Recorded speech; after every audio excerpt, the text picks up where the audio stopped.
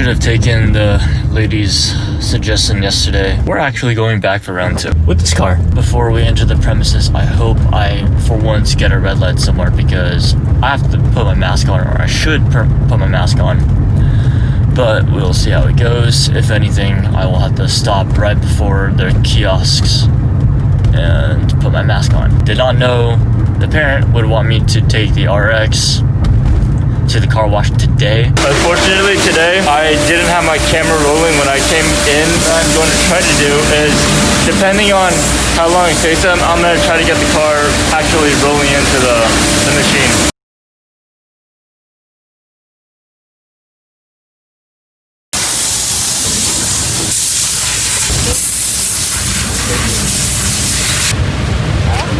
Phone number that you... Is it? I forgot that one specifically.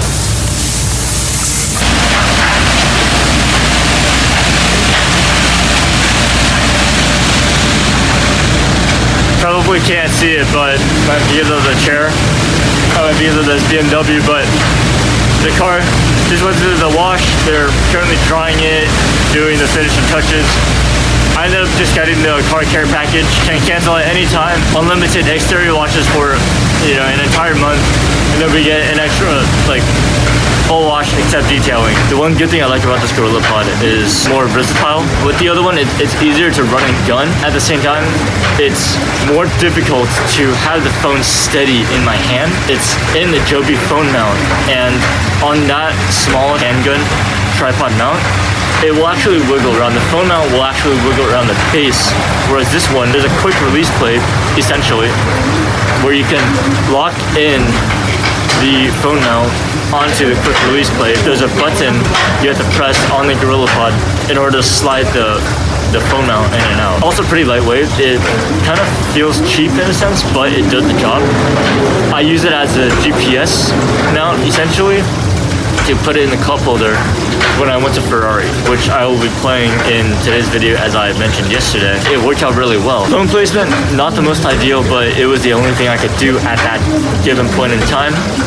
And right now, this is actually how I have it mounted. So essentially with the other tripod, it will be lower in height. I couldn't stretch the leg out as far, but it wouldn't make a difference because of the way that this bench was made and designed. Let's just call them bars.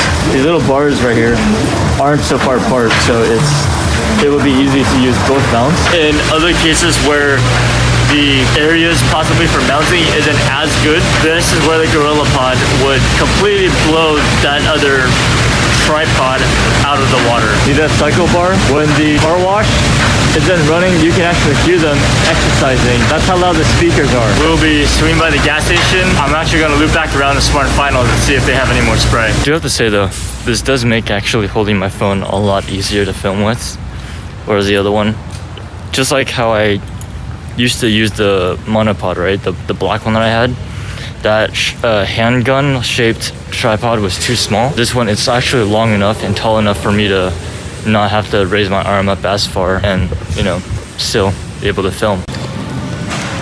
Let's see if I have what we want today. They do not, they are all out.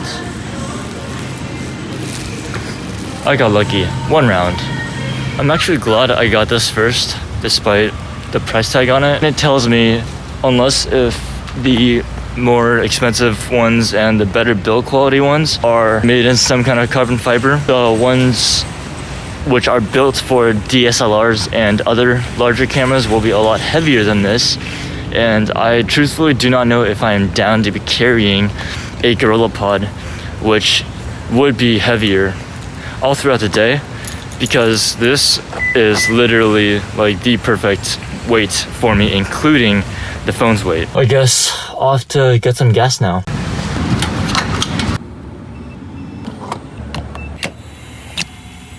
I don't know how weird of an angle is. Well, actually, it probably isn't, but I mean, this is perfect right here. Yeah. Instead of having like a suction cup anywhere here, I actually spent less time just pushing the legs down compared to, mounting a suction cup or putting my tripod just down and then filming. I can just do this. And the phone clipped back in. Yeah, we're done. Check out this guy's rims. Really? $51.99. You gotta be kidding me. Come on. That is hilarious. I'm gonna go for the 52. There we go. I don't know what I was thinking. I almost did one of my pet peeves and actually forgot to close the gas cap. It's closed. Looks sick. I didn't even realize you had the blue exhaust I was tips. thinking of doing this blue, but might be too much. Nah, this is perfect. Yeah, see, I got the exhaust tips on. You even got the studs You too. know, I went 1 inch bigger with the rims. 1 inch taller. Yeah. They were 17s. These are 18s. I'll blur out your license plate too. Oh, no worries.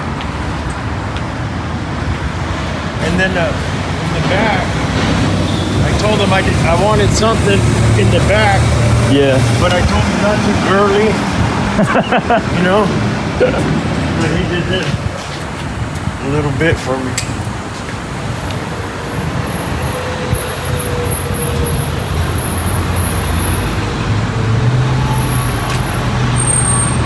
I think it's just habit, but no matter what car I drive, I always like to find spots where there's no one around. There is literally no cars around me. I think it's just habit because some people here don't like to take care of their cars. And they think that other people have the same thought. In order to guarantee myself I will not get any door dings, I have to park far. But I guess I don't mind that because, I mean, it's a nice, really short walk on a beautiful day like this. No clouds, awesome sunshine. Thank you. You too.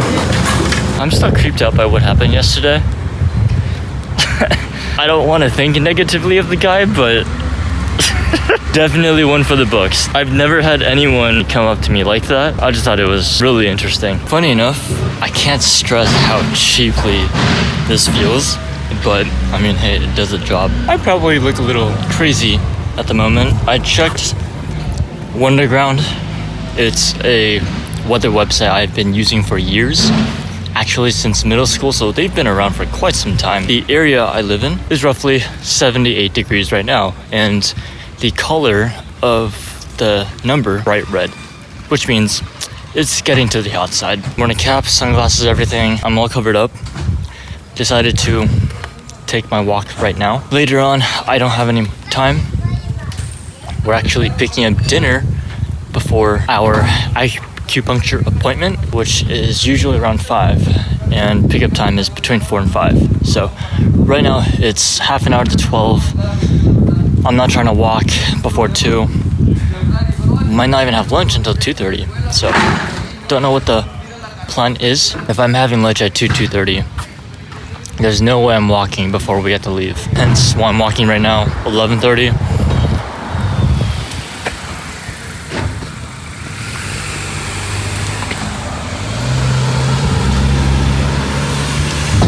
Made that exception because I know for a fact, based on how quickly she was pulling up, there was no way I was gonna be quicker than the car. So I just, backed up on the curb and then let him go first. I didn't want to be rushed. I was editing footage after I got back home from Pete's and my errands for the morning. It is easier vlogging with this GorillaPod. It's heavier, for one, obviously, because it's bigger than the handgun formed tripod. But it is easier because I don't have to hold my arm up as high if I want to be filming at eye level like I kind of am right now.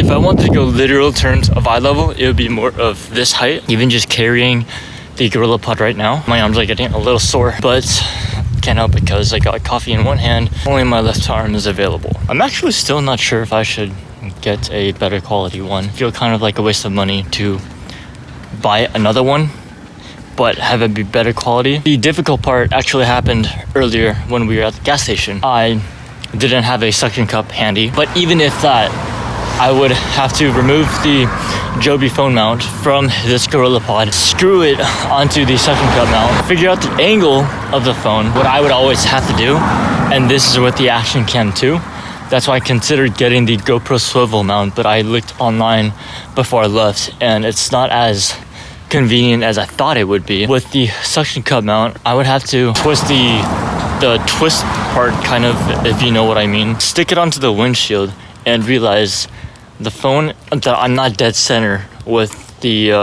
lens or with the GoPro or with the action cam, so I would have to detach the suction cup again, adjust it, and then stick it back on the windshield. And sometimes this would take 1 to 2 minutes long. I just don't get the angle correct, or I overmeasure and then ends up overshooting. This is why I got this. It's easier just to push down and adjust the legs. Hook one leg over the steering wheel and then just have the other two supporting be on the dash, and just have it sitting on top of the dashboard with the camera facing me. It's just much quicker that way. I'm wearing these today.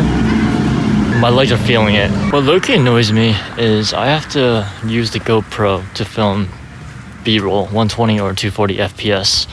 I don't know what happened. I don't know what settings I changed, but there was a portion of time I was able to record using the iPhone at 120 or 240 FPS. One night I was looking up how to convert slow motion back into regular speed, and I did that for 2 days, and I thought it could handle it, but the only one thing I can think of, because technically it's the same thing, right? 1080p recording 120 or 240 FPS is the same as on the phone compared to, GoPro or the action cam.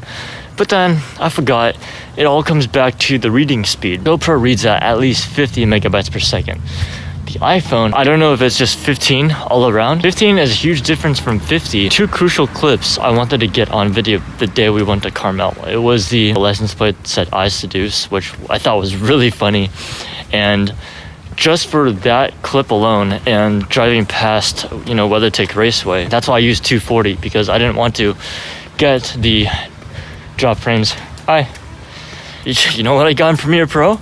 I imported the videos into Premiere Pro, down-resed through Media Encoder, converted them from 1080 down to 720, 240 frames per second, and I was still getting frame drops. I was like, you gotta be kidding me. Wanted to drop it down to 25% under time remapping. I ended up only doing 50 because 50 is the absolute base minimum I can slow the video down in order not to get frame drops. Finally, it flowed smoothly. The same thing with the video clip for the WeatherTech Raceway, and I was like, man, that sucks. So yesterday when I went to the dealership, I made sure I didn't even bring my action cam with me, because I knew for a fact I would only be using my phone for the walk around and the GoPro for the action B-roll shots. There's no point in bringing the action cam anyways.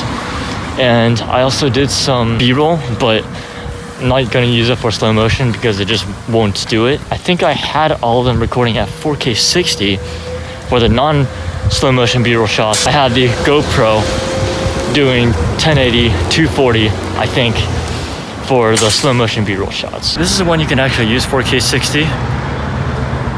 We got a Ferrari behind us, and that's a prototype.